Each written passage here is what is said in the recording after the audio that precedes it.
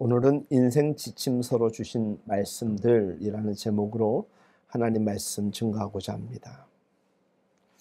하나님의 말씀인 성경, 이 성경은 하나님께서 이 땅을 살아가는 모든 사람들에게 주신 말씀입니다. 이 말씀은 창조의 하나님께서 사랑하는 자녀에게 주신 인생 지침서이자 영원한 생명 말씀인 것이지요.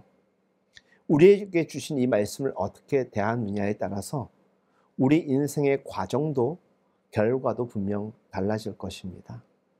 어제 예비신랑 신부와의 만남을 가지면서 이런 이야기를 해 주었습니다. 너만 잘하면 돼.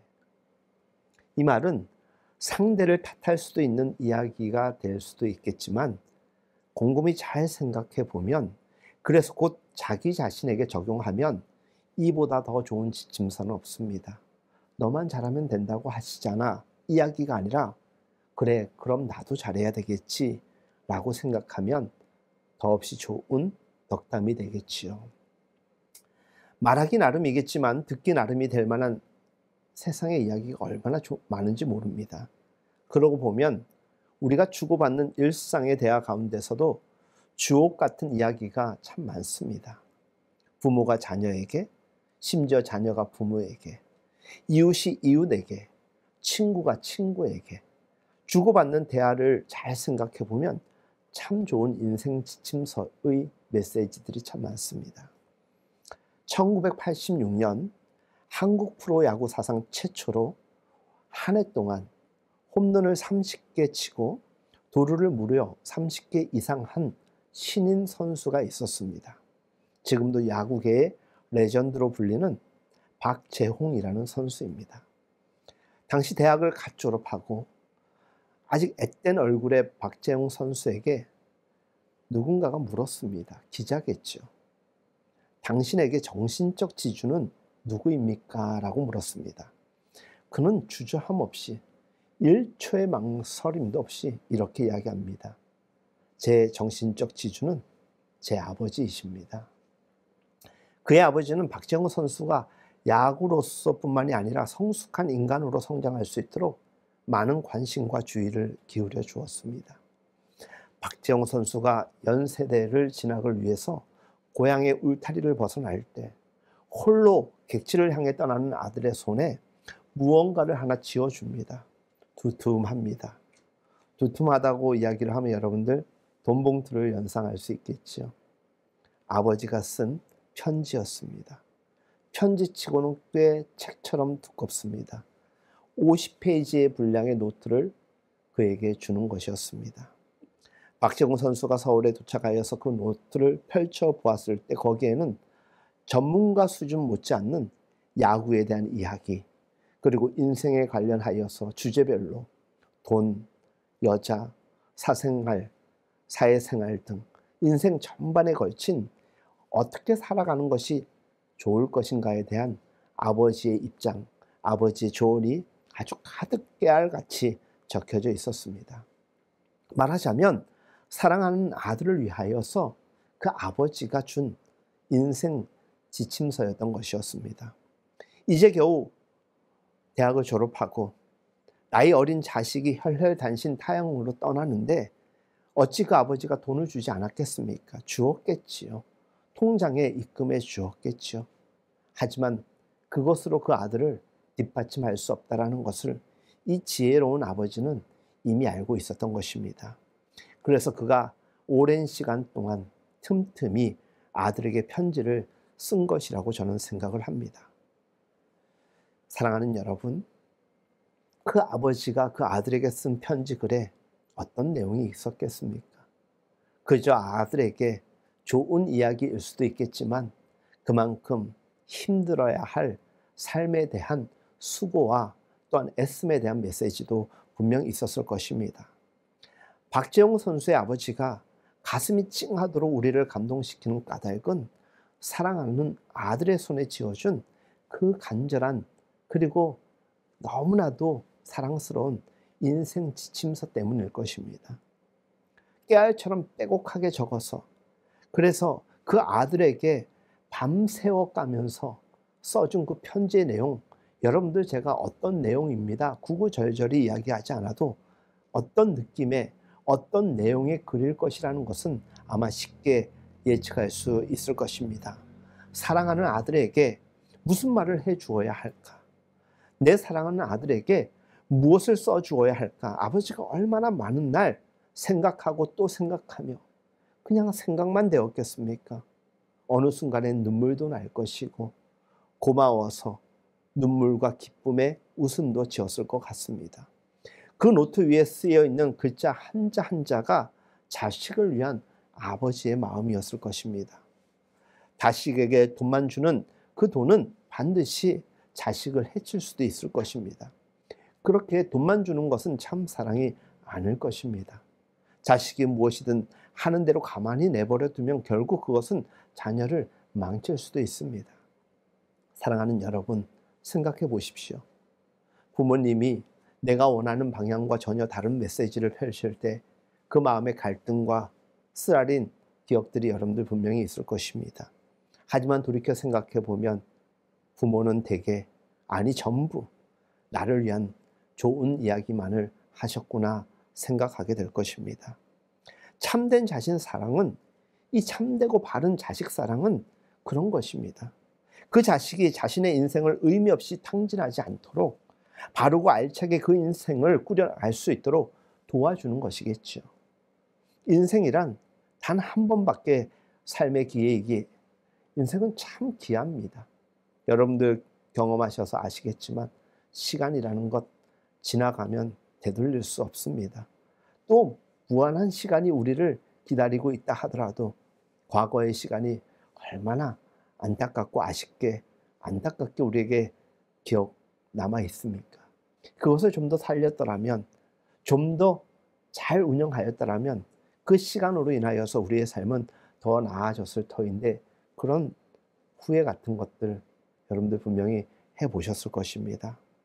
아버지가 그토록 정성을 다해 써준 그 인생 지침서에는 자기가 겪은 실패담도 분명히 있었을 것 같습니다. 내가 이렇게 해보니까 정말 나중에 후회하더라. 아들아, 이렇게 하면 안 돼. 절대로 그렇게 하지 마 너는. 그런 마음이 아마 담겨져 있었을 것 같습니다. 그 인생 지침서는 자식에 대한 아버지의 사랑의 결정체요, 사랑의 극치라 하기에 부족함이 없습니다. 주 안에서 너무나도 사랑하는 여러분, 하나님께서 우리에게 무엇라 말씀하고 계시는가 성경을 보면 우리는 쉽게 접근할 수가 있습니다. 여인이 혹 그 젖먹는 자식을 잊을지언정 하나님께서는 우리를 결코 잊지 않으신다라고 말씀을 전하고 있습니다. 우리로 인하여서 우리가 무엇인데 우리 때문에 기쁨을 이기지 못하시겠다라고, 즐거움을 가눌 수 없으시다라고 하나님은 우리에게 이야기하고 계시는 것입니다. 도대체 우리를 얼마나 사랑하시면 창조주 하나님께서 한낱 피조물에 불과한 우리에게 이렇듯 직설적으로 고백하셨겠습니까? 이처럼 말할 수 없이 우리를 사랑하시는 고로 하나님께서는 우리에게 이 세상만을 주시지 않았습니다. 돈만 주시려 하지 않습니다. 우리가 우리의 인생을 영원토록 바르고 아름답게 가꿀 수 있고 또 잘 살아갈 수 있도록 이 인생의 지침서를 우리에게 주셨습니다. 바로 성경, 하나님의 말씀인 것입니다. 이보다 세상에 더 좋은, 더 명료한, 더 진실된 인생 지침서는 없습니다. 이 지침서를 우리에게 주시기 위하여 하나님께서는 주전 1500년 모세를 통하여서 창세기를 기록하신 이래 주 100년경 요한 사도를 통하여서 요한계시록을 마무리하기까지 무려 1600년 동안 우리에게 주시고자 하는 그 말씀을 잘 정리해 주실 것입니다. 그 기간 동안 우리에게 무엇을 말씀해 주실까? 무엇을 써 주실까? 얼마나 많고도 깊은 생각들을 하셨겠습니까? 이런 의미에서 성경의 한 글자 한 글자, 한 단어 한 단어 한 단락은 하나님의 마음이 담겨져 있는 너무나도 귀한 생명책인 것입니다. 하나님의 우리를 향한 뼈저린 사랑의 고백인 것입니다. 성경 자체는 우리에 대한 하나님의 사랑의 결정치고 극치가 아닐 수 없습니다. 박재홍 선수의 아버지가 아무리 심혈을 기울여서 아들에게 인생 지침서를 써주었다 할지라도 박재홍 선수가 그 지침서를 읽고 마음에 새기지 않았다라면, 그 지침을 삶에 적용치 않았다라면 그 노트는 폐지 이상의 그 의미가 없는 것입니다.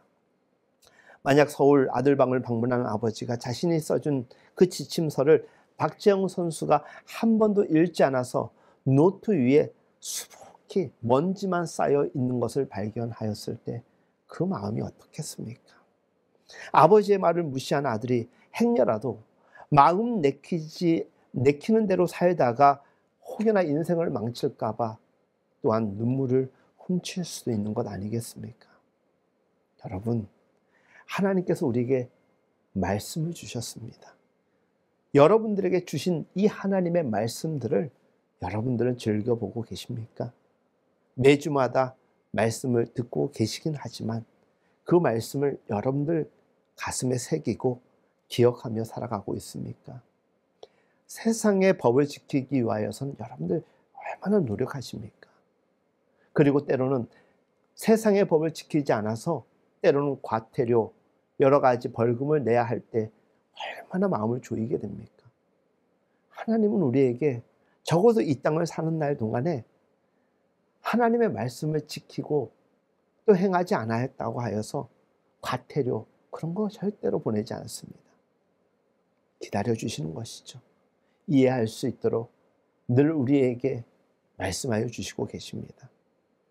밤새워가며 인생 지침서를 써주었던 그 아버지의 마음처럼 하나님은 24시간 여러분들이 이 땅에 보내심을 받아 살아가는 그 연수만큼 한결같이 말씀을 통하여 우리에게 전해주고 계신 것입니다.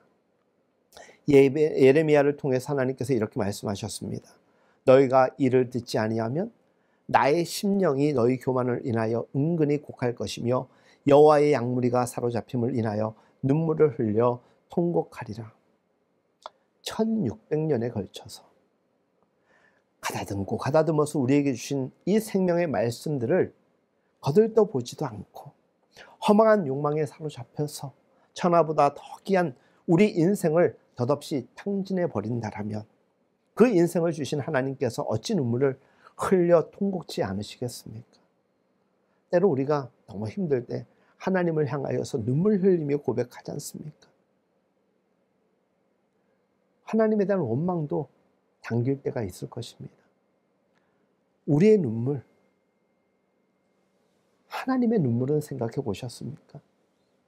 하나님은 우리를 향하여서 어떠하실까 생각해 보셨겠지요. 실제로 박재홍 선수는 아버지께로부터 건네받은 그 귀한 인생 지침서를 어떻게 다루었을까? 잠이 오지 않거나 훈련 결과가 안 좋거나 실제 경기에서 부진을 면치 못할 때 늘 그 지침서를 읽고 또 읽었다고 합니다. 몇 년 동안 얼마나 읽었는지 그 지침서가 이제는 그 뭐라고 합니까? 헤아릴 수 없을 정도로 수없이 반복적으로 읽다 보니까 조심스럽게 넘길 수밖에 없는 그 책의 그 모양을 여러분들 생각해 보십시오.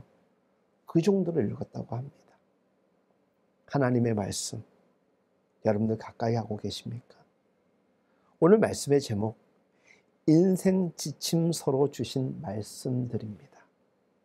하나님께서 우리가 잘 살 수 있도록, 잘 살아가도록 주신 하나님의 말씀입니다.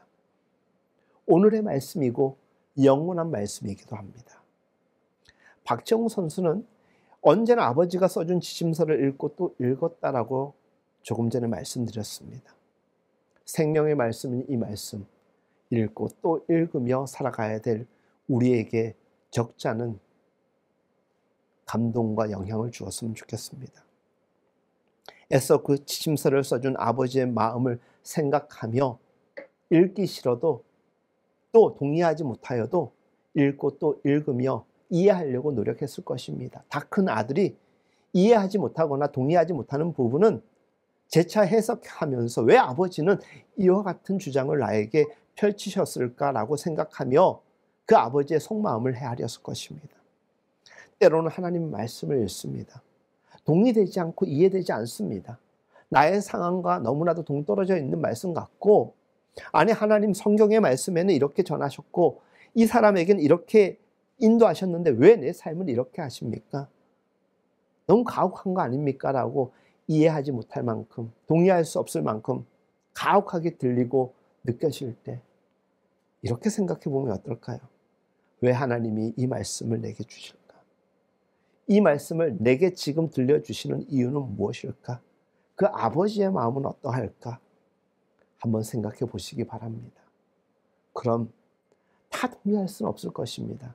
그래도 그 아버지의 마음은 알게 될 것 아니겠습니까?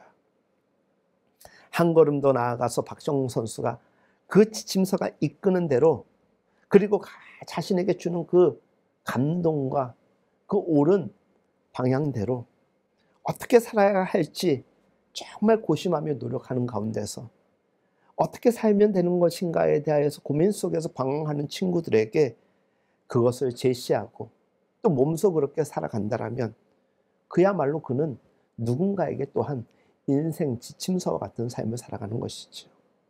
하나님의 말씀은 우리에게 인생 지침서입니다. 우리에게 주신 이 말씀을 순종하고 잘 살아내서 우리가 복음의 증거가 된다면 우리는 누군가에게 인생의 지침서가 되어주는 것입니다. 여러분들, 부모로서 살아가는 것이 녹록지 않고 쉽지 않습니다. 자식도 그렇습니다. 사회 일원으로서 살아가는 것도 쉽지가 않습니다.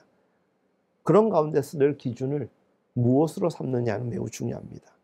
하나님의 말씀이 우리의 기본이 되어주고 근간이 되어준다면 분명히 우리는 하나님 보시기에도 합당하고 사람들에게도 인정받는 삶을 살게 되는 것이죠. 그게 바로 복음 증거자, 전도자의 삶인 것입니다. 박재홍 선수의 아버지가 아들에게 써준 인생 지침서, 아주 좋은 글로 가득했을 것입니다. 그런데 여러분, 분명한 것은 그 지침서는 결코 완전한 지침서일 수 없다라는 것입니다. 그 지침서를 쓴 장본인인 그 아버지도 유한한 능력의 사람이기 때문입니다. 무한한 능력의 하나님과는 비교할 수 없기 때문입니다. 전능하신 하나님이 우리에게 주신 인생 지침서인 성경과 그 아버지가 그 아들을 사랑하는 마음에서 쓴 인생 지침서는 분명 그 격과 형식 모든 면에서 다를 것입니다. 그럼에도 불구하고 그 아버지가 아들을 사랑하는 마음에서 전하는 그 마음이나 하나님께서 우리에게 주시고자 하는 마음은, 그 결은 같을 수 있음에 여러분들은 동의가 되실 것입니다. 보다 정확하게, 보다 분명하게, 그보다 더 크고 더 놀라운 강도로 우리에게 주신 하나님의 말씀을 여러분의 인생 지침서로 삼는다면 여러분 적어도 지금보다는 여러분들의 삶이 더 풍요롭고 아름답지 않을까 저는 사료됩니다. 우리의 인생을 영원토록 바르고 아름답게 세워주시기 위하여서, 우리를 위하여서 몇 날 몇 년을 고민하며 주신 하나님의 말씀이라 생각해 보십시오. 우리에게 주신 이 인생 영원한 지침서를 우리가 잘만 해석하고 이행한다면 우리 삶은 얼마나 귀하고 아름다운 삶이 되겠습니까? 오늘 본문 상반절을 통하여 주님께서 이렇게 고백하고 계십니다. 8절에 나는 아버지께서 내게 주신 말씀들을 저희에게 주었사오며, 여기에서 저희는 누구입니까? 본문 6절에서 말하는 세상 중에서 내게 준 사람들, 내게 주신 사람들인 것입니다. 곧 하나님께서 주님께 맡기신 하나님의 사람들을 의미합니다. 주님께서 지금 십자가에 못 박히시기 전 하나님께 드리는 마지막 기도를 통하여 하나님께서 당신을 믿으시고 당신에게 맡겨주신 하나님의 사람들에게 무엇을 해왔는지를 보고 드리고 있는 그 시간에 우리는 이 말씀을 접하고 있는 것입니다.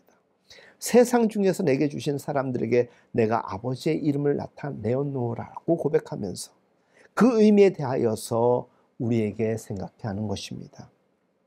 오늘 본문 8절을 통하여 주님께서는 두 번째로 아버지께서 내게 주신 말씀들을 저희에게 주었노라 라고 고백하고 계십니다.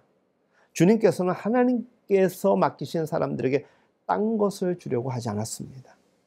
오직 하나님의 말씀을 전하고자 하셨습니다. 그것은 영원한 생명의 지침이고, 영원한 진리의 지침이고, 영원한 구원의 지침이고, 영원한 소망의 지침이고, 영원한 기쁨의 지침입니다. 영원한 승리의 지침인 이 말씀을 전해주는 것보다 하나님 아버지께서 더 원하시는 것이 아무것도 없음을 주님께서는 너무나도 잘 아셨기 때문에 주님은 말씀을 전하셨던 것입니다. 주님께서 당신께 맡겨주신 사람들에게 하나님의 말씀을 전한 결과가 어떠하였다고 고백하고 있는지 8절에 계속 이렇게 증거됩니다. 나는 아버지께서 내게 주신 말씀들을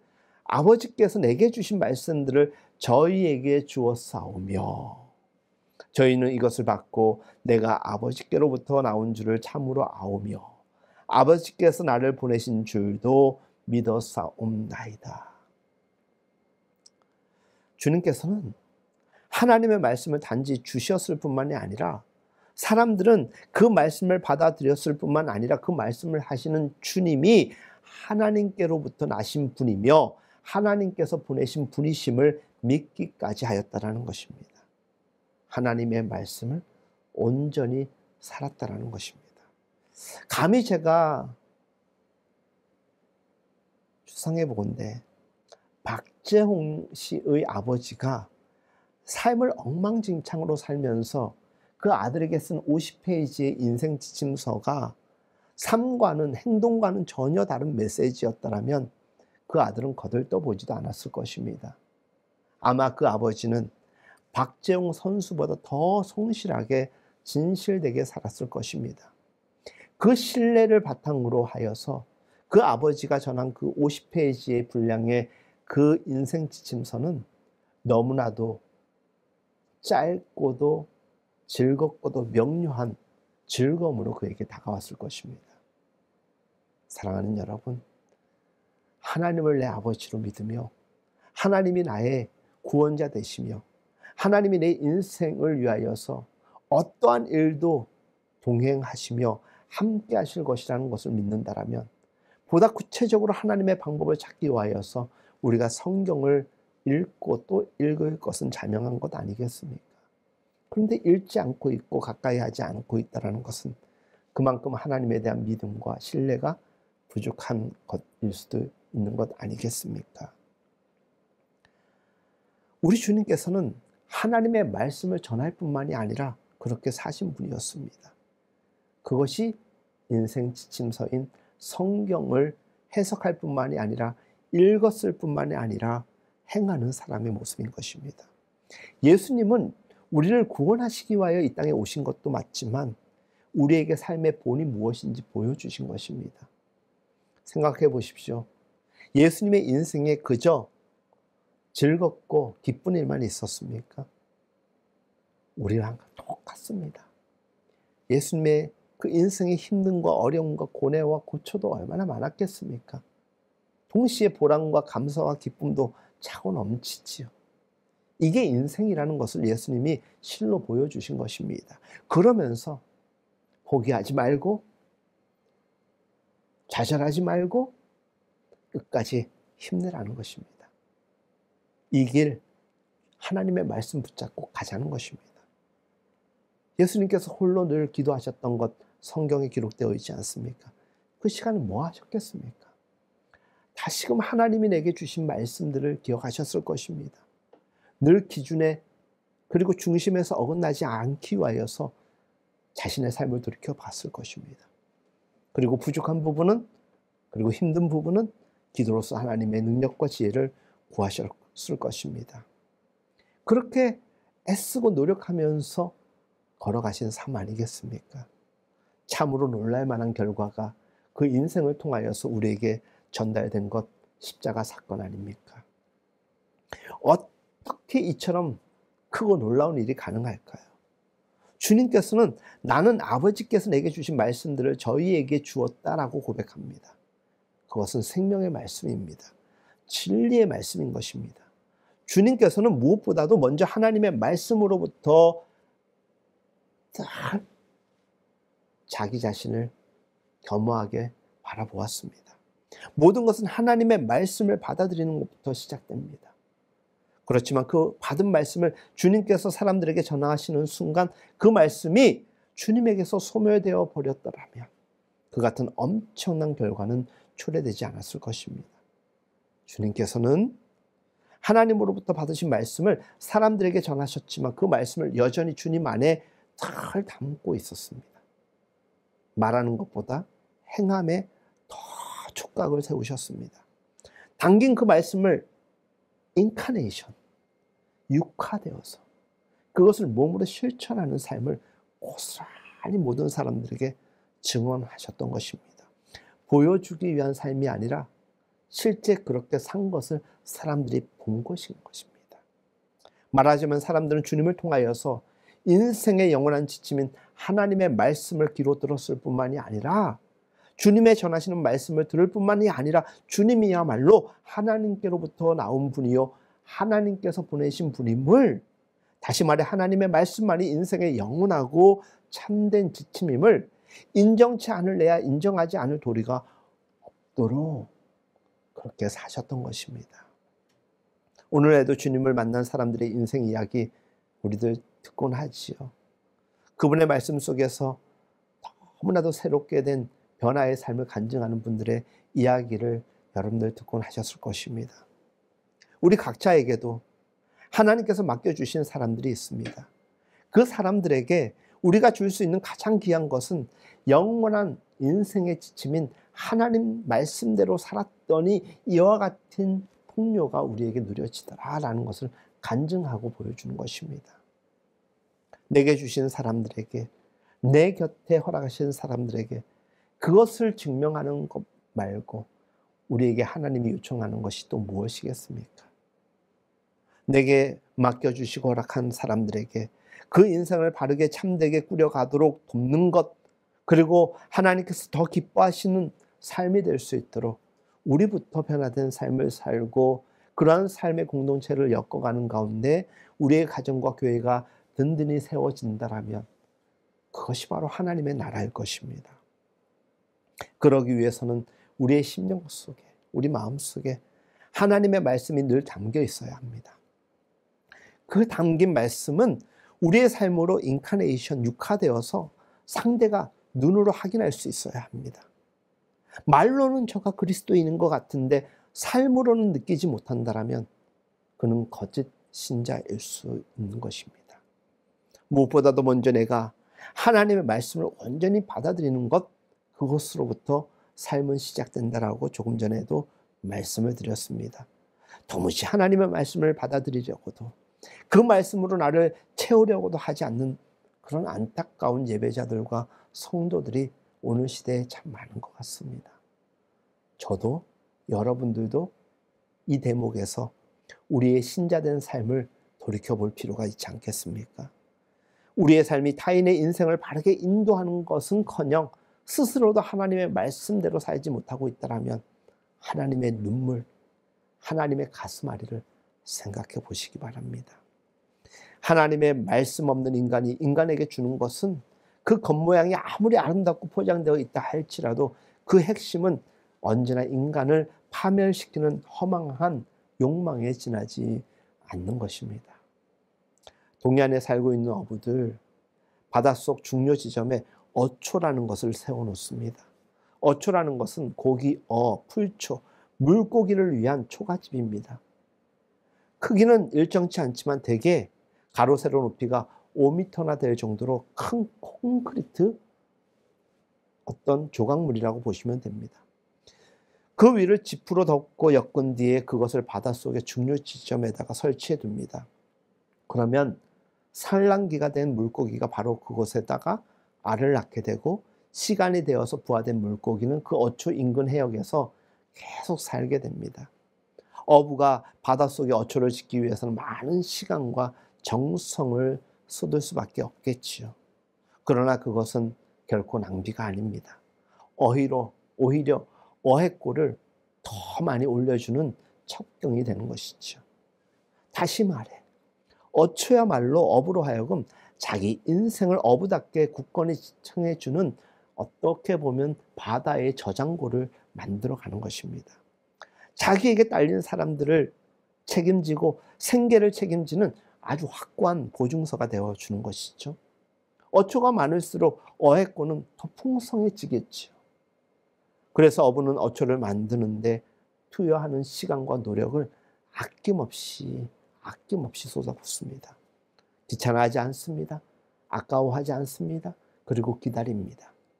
그 투자하고 투여하고 노력한 만큼 그곳에서 분명한 어획량을 확보할 수 있기 때문인 것입니다. 동해안 어부들에게 고기들이 모여드는 그 어초야말로 아주 중요한 생계수단이고 그것 때문에 기뻐하고 웃음 지을 날들이 많아진다라고 합니다. 우리 안에 산란할 수 있는 말씀의 어초 이상의 언초, 말씀의 초장을 만들어 갔으면 좋겠습니다. 하나님의 말씀을 묵상하고 그 말씀을 받아들이고 내 마음속에 담기 위해서 시간과 정성을 투자하십시오. 주님이 내 안에 오늘 우리가 처음으로 불렀던 예배 찬양 임재, 이곳에 임재하소서. 우리의 예배당에, 우리의 가정에, 우리의 일터에, 무엇보다도 우리의 심령에 임하소서. 하나님이 내 안에 머물. 그래서 그 하나님을 중심으로 내가 늘 최선을 다한다면 우리의 삶은 풍성해질 것입니다. 우리의 마음속에 언초가 자리 잡는 것으로부터 바로 우리의 삶이 영원한 하나님의 지침으로부터 올곧게 세워질 것이고 그로 인하여서 우리는 건강하고 튼튼한 삶을 살아가게 될 것입니다. 사랑하는 여러분들 자식들에게, 사랑하는 이들에게 참되고 영원한 인생을 지침을 주길 원하십니까?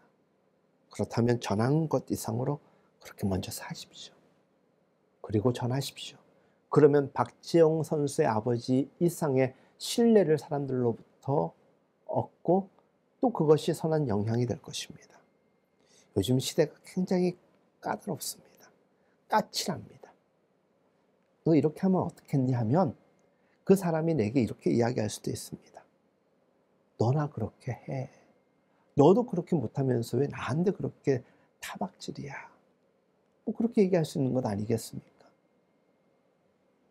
우리가 스스로 먼저 이 하나님의 말씀, 이 영원한 진리의 말씀을 인생의 지침 삼아 열심히 살아간다라면, 그래서 우리가 그 말씀의 증거가 된다라면 사람들은 이 말씀을 더욱더 가까이 할 것입니다. 그래서 오늘 말씀을 시작하면서 전한 대로 성경은 우리에게만 주신 말씀이 아니라 이 땅에 살아가는 모든 사람에게 주신 하나님의 말씀인 것입니다. 그래서 믿건 믿지 않건 세상 사람들이 가장 많이 본 책 바로 성경인 것입니다. 그 말씀 안에는 진리가 담겨져 있고 정의가 담겨져 있고 사랑이 담겨져 있기 때문입니다. 하나님께서 맡겨주신 사람들에게 무엇을 해주길 원하십니까? 많은 것을 해줄 수가 있습니다. 하지만 가장 귀한 것, 하나님의 말씀을 심어주십시오. 삶으로 보여주고 말로도 전하십시오. 마음속에 있는 영원한 지침이 분명한 사람일수록 더 잘 살아가게 될 것입니다. 올 한 해 우리 마음속에 하나님의 말씀을 통한 언초를 세우는 일에 힘을 내었으면 좋겠습니다. 우리의 삶의 주변에 말씀의 언초를 세우는 우리 모두가 되었으면 좋겠습니다. 그러면 그것을 먹고 자라는 사람들이 그 언초 주변에서 생명의 공동체를 확장해 나가는 하나님 나라의 백성이요 시민이 될 것입니다. 올 한 해 인생 지침서로 하나님께서 우리에게 주신 이 말씀들을 기억하며 살아가는 가운데 삶의 은혜가 넉넉해지고 더없이 풍성한 간증의 삶이 될 수 있기를 예수님의 이름으로 축복합니다.